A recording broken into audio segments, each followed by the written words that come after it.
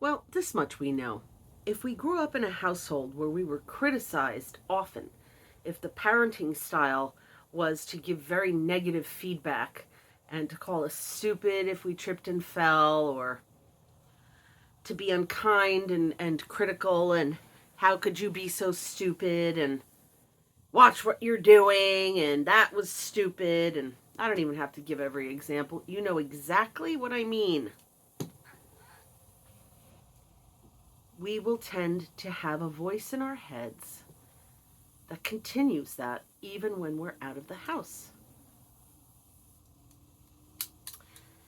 What do we do with the negative voice? Now, I am relentlessly on social media, learning and entertaining myself and scrolling and doing things.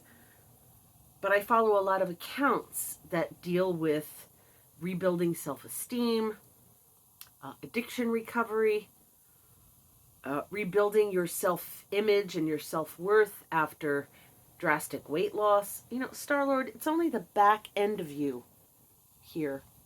Maybe if we got the whole cat. Pardon me.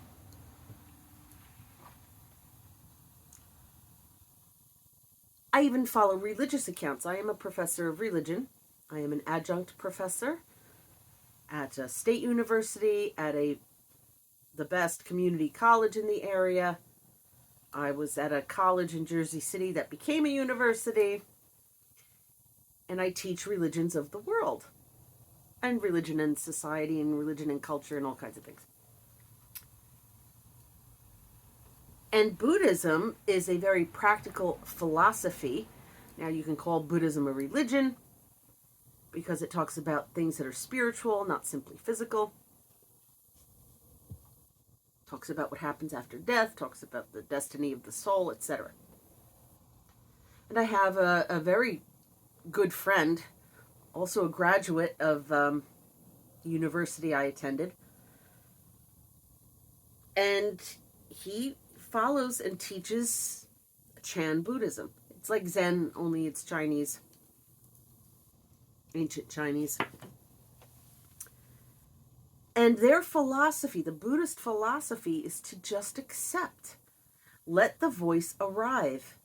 Let the voice do what it does. The more we wrestle with it and try to cancel it out and erase it and silence it, the more it will persist. What you resist persists. What you wrestle with, well, think about the nature of wrestling. It's called grappling. Not all wrestling, but you know what I meant. Is to hold on and roll around on the mat. Same thing with life issues. We're grappling, we're wrestling, we're holding on. So the Buddhist philosophy is to just let the voice arrive and let it be what it is. You don't have to believe it. You don't have to identify with it. You don't have to resist it. You don't have to attach to it by giving it more importance than it has. It's something that arises and falls, and arises and falls, right?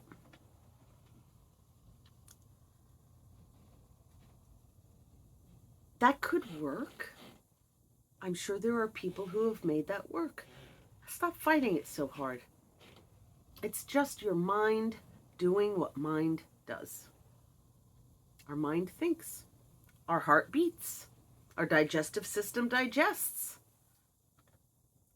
Our blood is pumping through our veins. These aren't conscious processes. Well, automatic thoughts aren't either. And so if you have this constant narration in your mind telling you how stupid, foolish, how you could have avoided that, how awkward you were in that situation, how you could have done something better, how you should have remembered what, if you're beating yourself up constantly,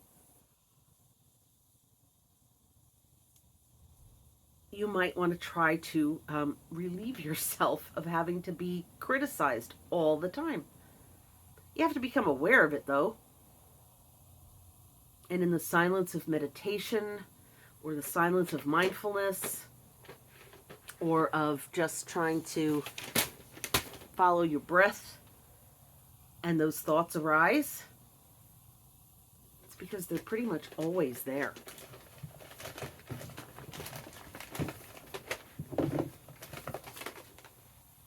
You're just noticing them.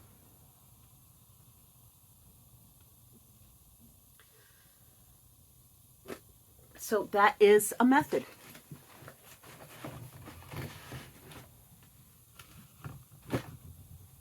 Star-Lord is on the other side of this table, crinkling something. He's so irritating. Well, he's young. He's still kitten-like for all his 20 pounds. There's another method.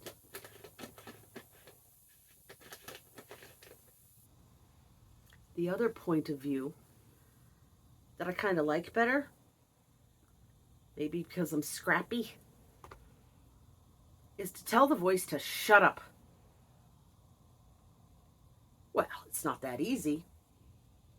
Well, I heard an expert speaking on this. The expert said, if you tell the voice to shut up, and it tries to come back and you shut it up again, and it comes back and you shut it up again, eventually it gets weaker. It atrophies. It loses its power. It loses its strength. You just have to shut it down every time it starts yapping at you. You know it's not your voice. It's a leftover voice from childhood that cruelly and irrationally beat us up with negative reinforcement out of, it could be lack of empathy, lack of sympathy. It was simply, that was the parenting style. Well, they didn't write a book on parenting. Yeah, they pretty much did. For decades, there have been parenting books. None of them encourage a parent to say, what are you, stupid? What, you couldn't see that coming? I told you, you're just like your brother. In what parenting book does it say to do that? People who are just imitating what they experienced, which was negative and terrible, and turned them into, irritable, possibly violent, possibly addicted, mean, unhappy people. And they're just doing it, and the cycle continues, and the cycle continues, and the cycle continues. Until we cut it off. We shut it up.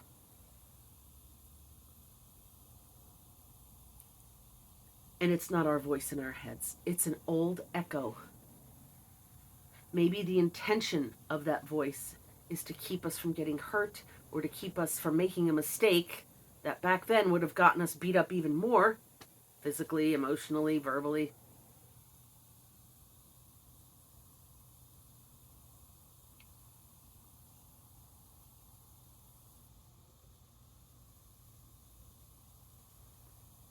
But it's a hell of a thing to be beat up constantly, because that's how that voice is.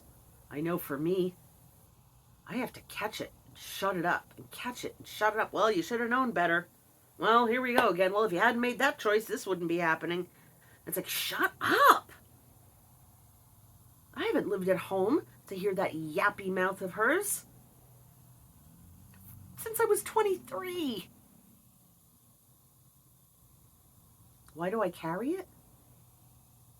Habit? Deep down believing I deserve it? Or is it the illusion of control? If I have that yappy negative voice, I feel like I'm controlling the situation. Getting beat up constantly is a way to feel like one is in control of one's fate.